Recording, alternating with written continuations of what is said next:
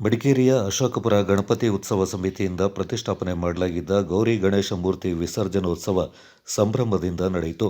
50ನೇ ವರ್ಷದ ಗಣೇಶೋತ್ಸವ ಸಂಭ್ರಮದಲ್ಲಿರುವ ಅಶೋಕಪುರದ ಗಣಪತಿ ಉತ್ಸವ ಸಮಿತಿ ಅಲ್ಲಿನ ಶ್ರೀ ಅನ್ನಪೂರ್ಣೇಶ್ವರಿ ದೇಗುಲದಲ್ಲಿ ಪ್ರತಿಷ್ಠಾಪನೆ ಮಾಡಲಾಗಿದ್ದ ಉತ್ಸವ ಮೂರ್ತಿಗಳನ್ನು ಮಂಟಪದಲ್ಲಿಟ್ಟು ವಿಶೇಷ ಪೂಜೆಯನ್ನು ಸಲ್ಲಿಸಿ ಶೋಭಾಯಾತ್ರೆಗೆ ಚಾಲನೆ ನೀಡಿತು. ಮಂಟಪದಲ್ಲಿ ಗಣಪತಿಯಿಂದ ಶತಮಹಿಷಿಯ ಸಂಹಾರ ಎಂಬ ಕಥಾ ಸಾರಾಂಶವನ್ನು ಅಳವಡಿಸಲಾಗಿತ್ತು. ಗಣೇಶ ಸೇರಿದಂತೆ ದೇವಾನುದೇವತೆ ಅಸುರರ ಕಲಾಕೃತಿಗಳು ಮಂಟಪದ ಅಂದವನ್ನು ಹೆಚ್ಚಿಸಿದವು.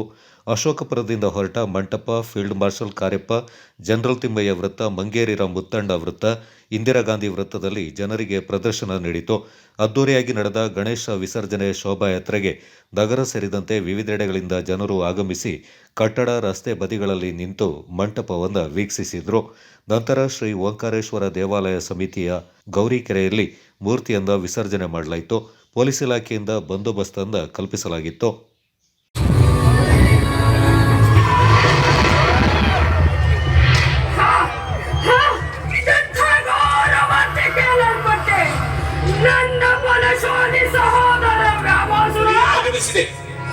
ಮೂಕವಿಸ್ಮಿತನಾದೆ.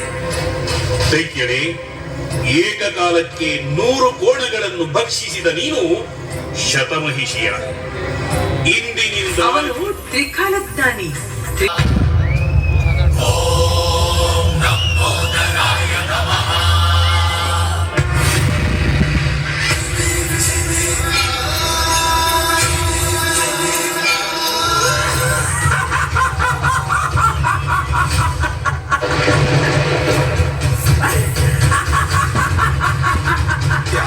ನಮ್ಮ ಪುತ್ರ ಗಣೇಶನಿಂದ ಇದು ವಿಧಿಲಿಖಿತ. ಶಾಂತಳಾಗು. ಇದೀಗ ನಿನ್ನ ಕಾರಣಿ ಜನ್ಮದ ನಿಜಾರ್ಥ ಅನಾವರಣಗೊಳ್ಳುವ ಸಮಯ.